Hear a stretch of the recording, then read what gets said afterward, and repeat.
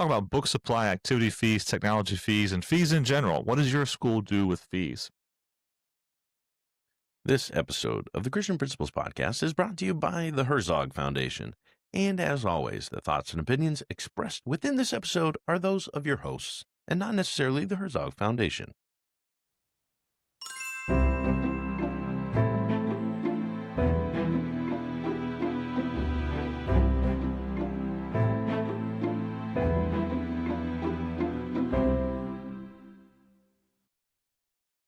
Welcome to the Christian Principles Podcast. I'm Matt George. I'm Mark Zockel. Today we get to talk a little bit about fees. We don't like talking about money any more than the next Love person, fees. but Fees this are comes up. wonderful. How many times have you changed the fees in your school? I mean, I'll ask you that rhetorically. You do not have to answer that right now, but I'm not going to answer that. what's interesting is our schools, they, especially with any kind of change in leadership, or shall I say leadership that decides it wants to assert itself in a new way, perhaps a board level or something like that, someone who's coming in and saying, I think you ought to do things this way. One of the places those thoughts often get tracked is towards fees and what fees have to do. So we're going to read to you a question that came through on one of the forums that we follow, posed by our fellow Christian school principals. So here is one of those questions. For those of you who buy book supplies for your students, as opposed to having parents do it, which we should pause right there. Mm-hmm.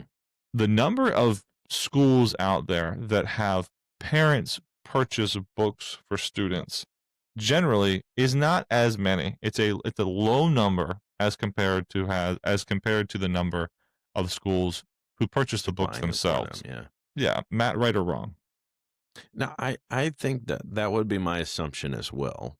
I do know of schools that do the whole, here are all the ISBN numbers, for your books that you'll need for this year. And then typically, I think those schools will also do that kind of buy back or buy from another family, or they've got their kind of system that they got going. But yeah, Well, I would say by and large, I would assume that the schools, in order to ensure everybody has what they're supposed to have, they're buying in bulk. They're from their publishers what they need. Well, walk us through what you think would be the benefit. What would be the benefit of having our parents go out and purchase those as opposed to somebody else, as opposed to the school? Well, I guess from the school side of things, it may look a little nicer because you're not charging as much. And I think the argument could be made that parents can find those books for cheaper. So in the long run, if the school does it, they would have to charge the parents more anyway. So to save the parents money, they can go out and find the books for themselves. Now, granted, that just puts a lot more responsibility and time needed on the parent side of things. And then what do you do when they get it wrong? But I don't know. I think it very much depends on your school size. Honestly, I think that's what it all boils down to, because the larger your school, the more problems you'll run into. And so it's going to end up being a massive headache on the school. Whereas if you've got a smaller size where you've got one or two families, or maybe just a handful of families that you're just helping get through, like that's not too terrible. Mm-hmm. I agree with you 100%. It definitely comes down to size. It definitely comes down to the ability of these families to actually competently make that happen. Because what we haven't talked about here is how many of the families who come to your school, okay, are used to doing anything like that. And if any of your families coming from public school, they have no experience with that at all. Now, granted, they don't have experience with many things, so I want to be careful with that. Just because they don't have experience with that doesn't mean they couldn't gain the experience or wouldn't want to get the experience. Or it's careful. We got to be careful with that. I will say this, because this is, to me, and maybe I'm jumping in a little too far, but the real danger with having parents buy it for themselves is, my school, we supply, we don't have parents purchase, but I've already run into the issue of parents that go out, they find out what our curriculum is, and they're buying everything. So they have a second copy at home, which Mm, includes the answer keys. So, if you're directing parents to that, then you're kind of opening yourself a little bit more to parents going beyond and say, well, I'm going to make life easier on me and just have the answer keys for everything. So when they're doing homework, I can just absolutely. make this real simple. Now, No, again, that's exactly. that's challenging the integrity of our parents, and I don't like doing that blanket I statement, but I've run yeah, into it, and I and again, it's just dangling that carrot out there. It's like, well, if I'm going to help them prepare for a test, I want to know what's going to be on that test. but you're speaking from a point of wisdom, and even if it was just anecdotal, Well, thank you. that is still meaningful for you to share that with our with our listeners that may have not considered that, or maybe they're getting pressure to switch back or switch to somewhere else. They need to consider all of those things because we are absolutely human and our parents are human. But not only that, I go back to if a parent doesn't have any background in this, interest in this, desire to do it, this system that has parents make these purchases just assumes that the parents are going to be 100% capable and smart. And you are introducing, I mean, we teach our students to limit the possible variables in their scientific experiments. Why are we opening this up to hundreds of more variables, perhaps? And again, maybe the Yeah, co-op level, a new startup level, we were dealing with just 5 families, 6 families, whatever. Oh, I completely understand that as something different. But yeah, if we're talking about really a school of any serious size, we're just opening the door to so many issues. And and what's the solution to that?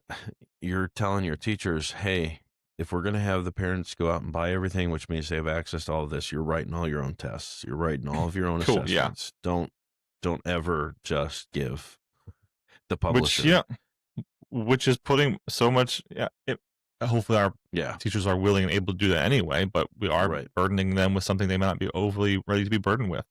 But let's move along. We said for those of you who buy supplies for your students as opposed to having parents do it. So this person does seem to be coming from the we buy our own things mindset. Yeah. So we've talked about the other. Let's keep going.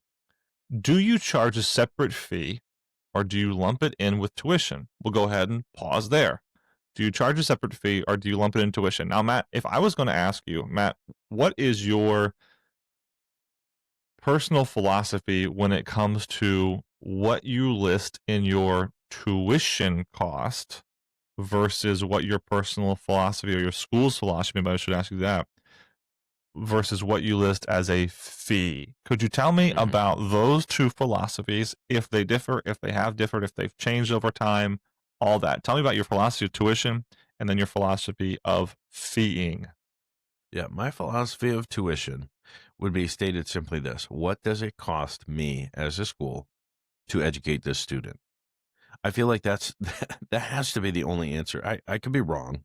I haven't finished all of my new master's degree, classes. So maybe somebody's going to get me right at some point. But to me, that's what it is. What does it cost to educate this child? And if it costs buying books, then why am I saying, well, okay, yeah, this is what it actually costs, but they don't have to have books. Books are a luxury, so we're going to just tack books on top of that because we do use books. So it doesn't really cost, like, that doesn't make sense to me. So Mm-hmm. if part of educating that student means we are supplying them with a book, then it's part of tuition.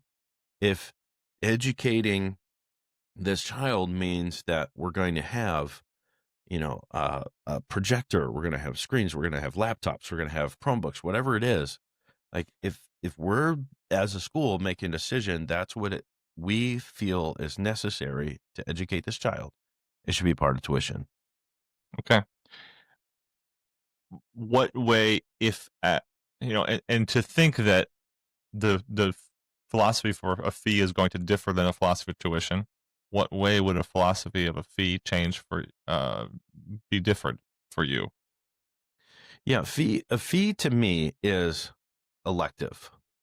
Like, what is not required of everyone.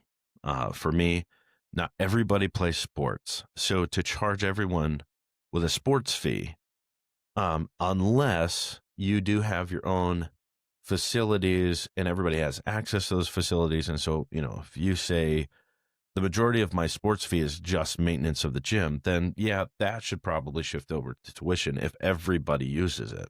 I was gonna say, But like at that point, that comes back into your. It is in everything. it's in We're everything, yeah. using this space for everything, so it's part But of our once it upkeep. Yeah. becomes down to, okay, I've got 40 kids in high school and only 13 of them are playing basketball, then I don't want to charge all 40 for basketball. I'm only charging the 13. Mm-hmm. For me as a coach, like that's kind of hard because it can demotivate parents. Like, oh, I have to pay this extra fee for basketball. Well, forget it. I don't like that, but that's where fundraising or other things can come into play. But Mm-hmm. no pun intended. But yeah, that's where, because you don't have to, in order to be a part of that, there's going to be an extra fee. Maybe Mm-hmm. you have a robotics club, and so yeah, they're going to be using some extra technology that everybody else will not be using. So there will be a tech or a lab fee, perhaps Mm-hmm. for those special people that are choosing to be a part of that. Not, well, it's a requirement for the course, so you have to now tack this on top. If we think about a book fee, and let's park on a book fee, because I don't really have many issues with what you said one way or the other as viable philosophies of tuition and philosophies of fee. And by the way, if you don't have a philosophy of tuition, if you don't have a philosophy of fee, you better be Get writing that one. down. If you don't got one, you better be writing that down, because you listen to this podcast enough to know that if you don't write it down, you're not doing good work. Write down why it is you do what you do. And by the way, when you come up with that philosophy of tuition, it had better include some reference back to your mission. And if your mission has a core value of affordability, if your mission has a core value of college prep work, if your mission has a core value of dancing, whatever that mission happens to be, it needs to be reflected in your tuition philosophy. And then when questions come up, like Matt just mentioned, of we want all of our students to be active holistically, which includes their athletic. So we're going to require all of our students to, at one point in their 9th through 12th grade years, join a varsity team. Well, that means everybody in 9th through 12th grade is paying the same. They're all paying for athletics, Mm-hmm. which, and that you should have a discussion as well with the people who are making these decisions. Is it appropriate? What does our parent body do better with? Lower tuition, lots of fees, so they can see a breakdown and they feel more comfortable with it, or sticker price? Sticker price is actually what I'm paying, and I don't want to pay 5 things extra. Your people might need to know that. Your people may not have a history in one or the other, or they do have a strong history in one or the other, and so you have to make that judgment for yourself and what your people need. Um, we know that Airbnb, Carvana, these other places, they have recently changed the interfacing of their apps, their websites, so that you see the final price up front. It's no longer Mm-hmm. a question of, oh well, this is your per room rate, but then you also have your cleaning fee and the taxes and the Airbnb fees. So no, now you see it all up front. Well, there's a reason for that. It's because people, oh, what is this car going to cost me? No, no, no, no. What is this car actually Yeah. going to cost me once I'm done tagging it? When I drive it off the lot, is it 6,000 more than what you just said, or is the Yeah. sticker price what it actually is? I would say that was a big indicator for me when I was shopping for college, because as I was looking around for the different schools, what were they telling me it was going to cost me without, and then with Intel or going deeper, you're realizing, okay, it costs us up front, but Mm-hmm. then, you walk into a dorm room, tack on this much more. You walk into the dining room, tack this much more. You Yep. walk into a classroom, tack this much more. It's just like, wait a minute.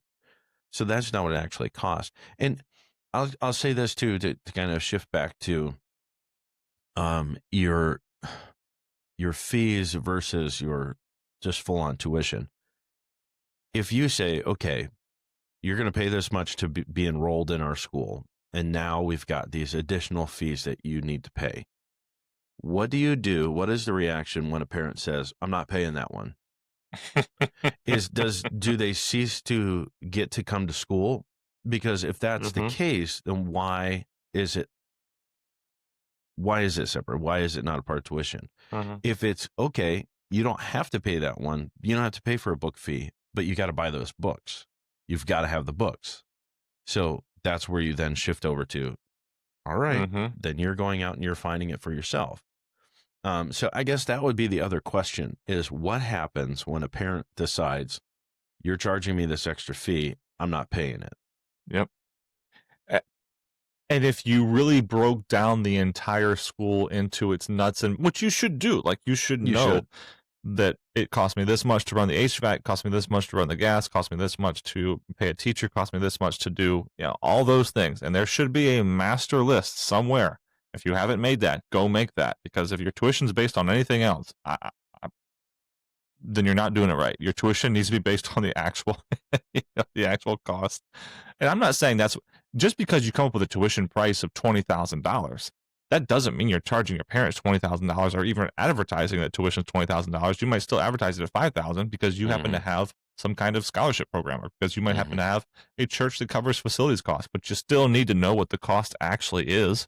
Correct. And not having an understanding of what the cost actually is doesn't help anybody. Doesn't help anybody at all. So make sure that you're actually, you have that. Again, it goes into again, back to the philosophy of tuition. Why are we charging what we're charging? Why is it, what are our fees? Why are they what they are? I believe, though, our guest, to get us back on, as we've already spent a lot of time on this, but keep us moving into the question that I said, our guest, the question that came from this forum. It's, for those who buy book supplies for your students, as opposed to having parents do it, we talked about that. Do you charge a separate fee, or do you lump in with tuition? We talked about that. And now, do you keep those books as school property, or do you send them home with students at the end of the year? So I'll say, before Matt answers, and I know, Matt, you have studied thoughts on this, and you've actually worked through this yourself. And I've worked through this myself at 2 different places. And this specific question has driven me to suggest that schools do not have a book fee, that they just have a tuition fee, which includes the covering of books. Because I understand and value. I have a cousin. She won't mind me saying her name. It's Sarah, and Sarah loves the books. She loves the books. She loves the books. She hasn't met a book that she didn't want to take home and pamper. Like, she loves the books. If her children, if she was able to, at the end of the school year, take home all of her children's books, she absolutely would. And she would have a shelf that represented every book that her child has read in school from K-5 to 12th grade and thereafter. She would have them all. She would keep them all. She would love them all and cherish them all. And her husband would, at some point, need to buy a new home to keep, they would need to buy a new home to make all those books fit. But that's who Sarah is. There are going to be parents who, out of spite, I've seen that, out of just like, well, I'm going to take this with me then, or just the knowledge of, oh, so this actually is a fee that you're charging me this year, but you're going to keep those books. Well, then that means that you don't need to charge me for it next year because I have the books from last year. If you don't think through that on the front side and answer this specific question, which, good job, Christian school administrator who asked this question, good job. I'll tell you right now, I would not have book fees. I would put it straight into tuition, and they would never know that there was even this question that came about, because I don't want to deal with that at all. They need to be school property, and that school property, just like a projector would be or whatever else, is not something that they're going to be taking home with them. It's something they're borrowing, something that they get to be responsible for. And yeah, we expect a high churn rate on, for sure. We do. No problem. If someone wants to make the argument of, well, to be as fiscally responsible as possible and to be as cheap and affordable as possible, we should let our parents do this. We should let them keep it.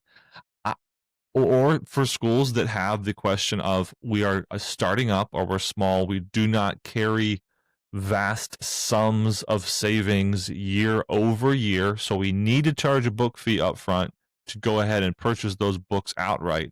And the publishing companies we work with do not allow for delayed payment. So we need to make money up front. Whereas if we just charge tuition, we wouldn't have enough tuition money up front in the bank to pay our teachers and to buy.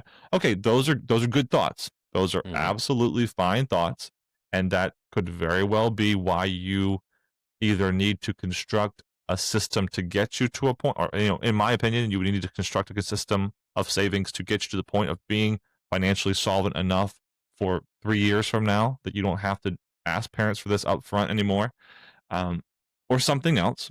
But this question alone is the question that made me put book fees into tuition, and there was no more book fee. All right, I'm done. Matt, what were you going to say about that? No, I 100% agree, and I've gone through this. I would only add a couple other things, and one's very similar, so I'll end with that one. But we did charge a book fee before we moved it into tuition, and a part of that process was us researching what does each book actually cost. Are we were going to break down to per book, per student. What does it actually cost? And that was to make sure our book fee was actually covering it. And then we'd have something you got to figure out. You should know that. You should know if it just was handed to you or if it was actually what you need. So we were updating our book fees due to, prices. And we were going through a time where publishers were just jacking up prices each year. And, and to see that specific individual fee changing rather drastically because it's a smaller number in comparison to tuition, it raises more questions from parents. Like, why are you doing this? The other, another aspect of that was, okay, we're paying this much for the book. Let's track. Let's see. Will this book survive the year? Or are we going to have to buy this again, even if, we've paid for them? I remember going through school, and I feel like a big part of the school community was getting your book, opening it up and looking at that label and seeing how many students have had that book before you and who had it. Maybe it was a sibling, maybe it was a cousin, maybe it was your oh, this is the guy that's in the Hall of Fame. He scored the most points in basketball, whatever. That was always really exciting. That was an exciting part of starting the year. Whose book am I going to get? Because they were hardback and they lasted for 10, 15 years. Like, this is just the way things were. I don't know why, but publication today, even if you do your absolute best to keep those things in pristine condition, they're not going to last. And the publishers, just like, are following this whole Apple idealism that we're creating it to only survive the year. That's it. Like, it is purposely designed to be the cheapest quality it possibly can be to survive for one school year. And if that's the way the publishers are creating these books, then if I get a second year out of it, wonderful. But chances are that's not going to happen. So if we now take the approach of, okay, we're going to have to buy new every year. So this gets into my last point. As a school, I want to have the control to be able to determine, do they get to keep these, or do we keep them year after year after year? Yep. And I did a little experiment one year where we realized, like, okay, even with our best efforts, like, we're losing the vast majority of these books, especially in high school. I mean, elementary, it's a little easier because for reading, they use a book for 2 days and then they're on to the next book. But we're not, these things aren't surviving.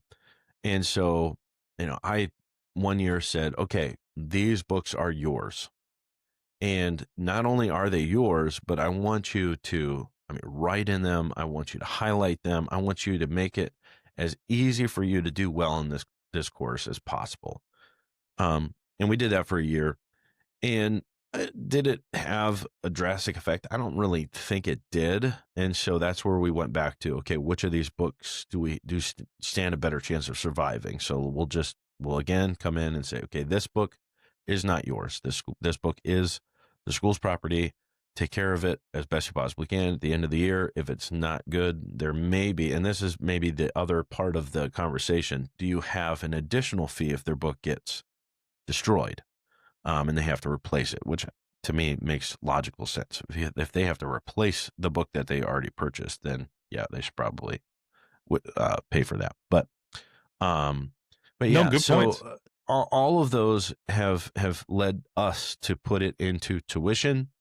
That gives us the most flexibility. That gives us the most control over the text. If we want to change things midstream and we realize, oh, this book actually costs a little bit more than the other one would have, it's not as drastic as, where we're just telling the parents, hey, go and buy this now, far more expensive book. Like, Mm-hmm. we can adjust as needed throughout the year. But we also, this is one more thing I'll add, when it comes to debating switching from book fees to lumping into tuition, the way we handled it, and I'm sure there's probably other ways. Stuart probably charges this in, like September of the year before or something, um, but our first payment, the first payment for the upcoming school year was in July, and you paid that fee.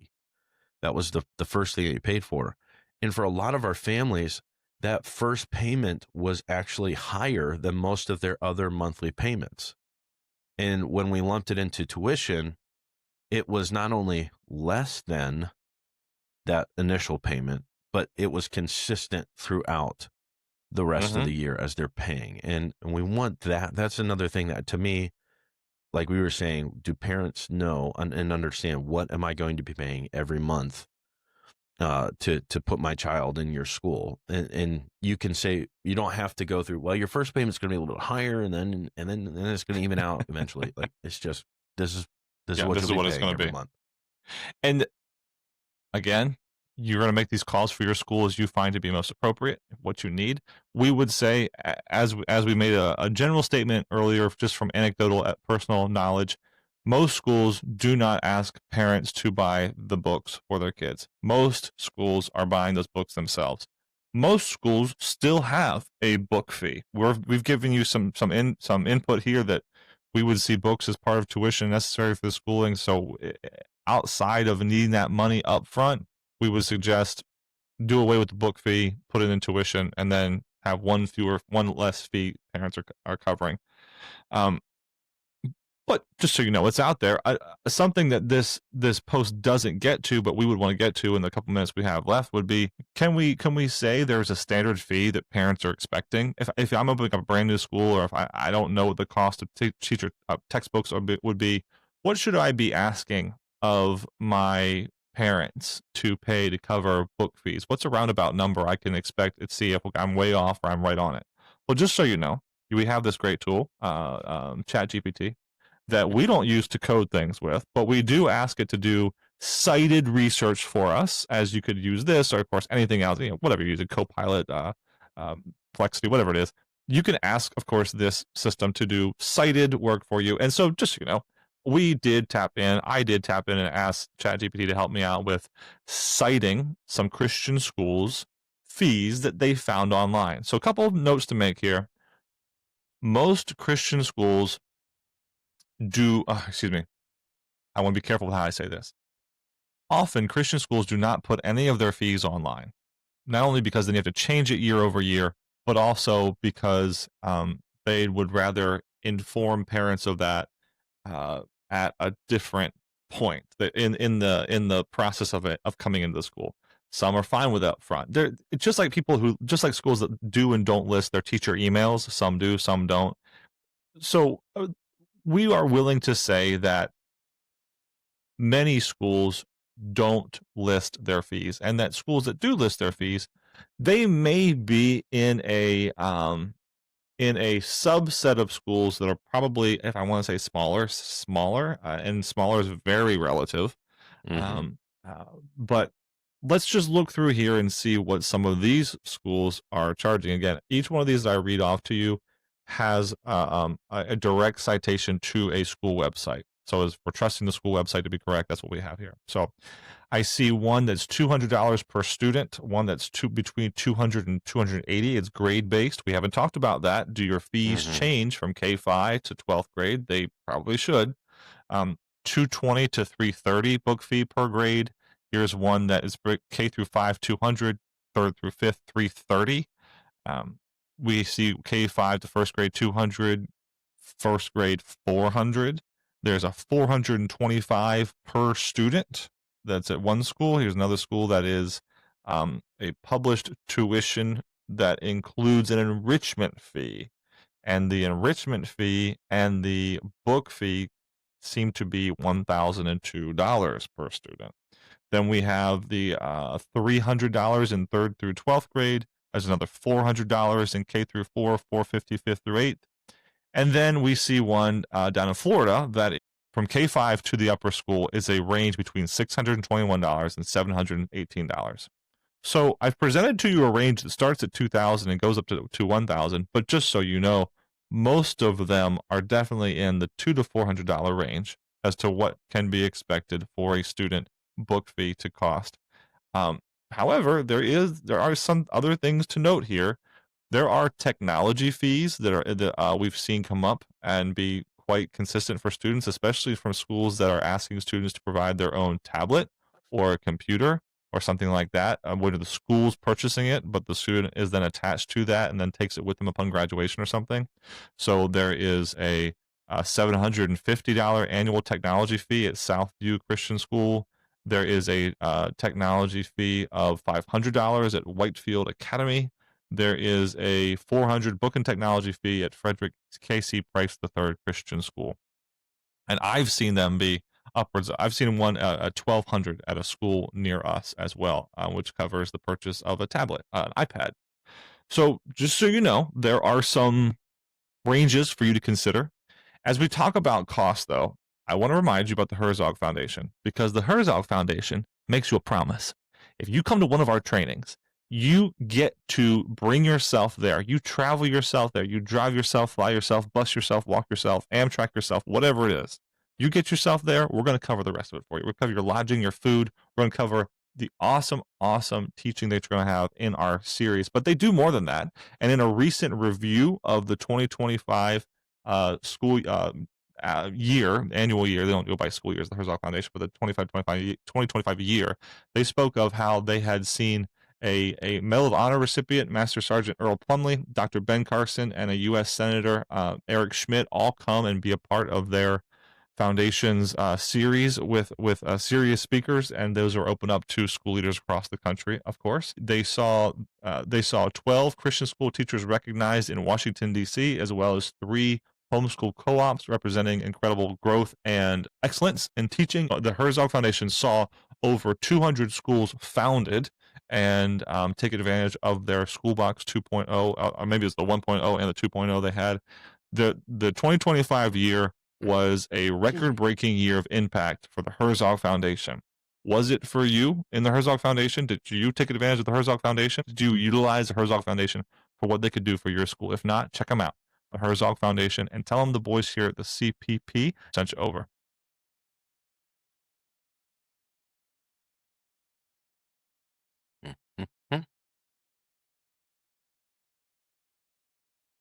You want me to talk about GradLink? Yeah, I jumped that on you, but if you want to pull up something from GradLink, No, I get it. Yeah. Even what you read this last time was great, by the way. Yeah. Not only is the Herzog Foundation so great at saving you, but think about GradLink. GradLink Student Information Systems can save you time and money as an administrator. You have the opportunity to bring in their Enroll Me product as well as a payment situation that if you're looking to change your book supply activity fee, you can easily do that. All within GradLink, make it easy for your parents to also pay. So if you want a smoother admission season, make sure you head over to cpp.gradelink.com and see how GradLink can help you. Awesome. Matt, it's time to talk about our Christian Administrator Spotlight. And it's going out to Christine Liu. Christine Liu today it's out in sunny California. In fact, it's in Sunnyvale, California again.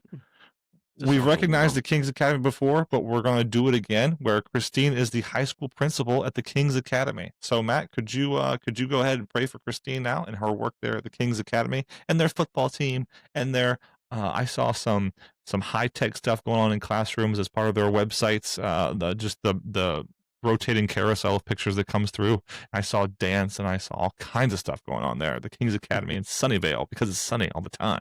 All the time. All right, let's pray. Father, thank you for Christine. Thank you for the work that she does there at the King's Academy, working with the high school. And I know it's such a important time to be leading teenagers into thinking about what they're going to do with their life in pursuit of the ministry that you call them to. And I just pray that you would work through Christine, allow her to have a wonderful impact on her school family. I pray that you would give her the encouragement, the support that she needs, both professionally, physically, spiritually, Lord, that you would just continue to guide, direct, that she would have a wonderful year. We pray this in Jesus' name. Amen. All right, folks. Please make sure you smash that follow button. Please make sure you are getting all of these to your ears and you are sharing with your peers what's coming to your ears. Otherwise, thanks for growing with us today.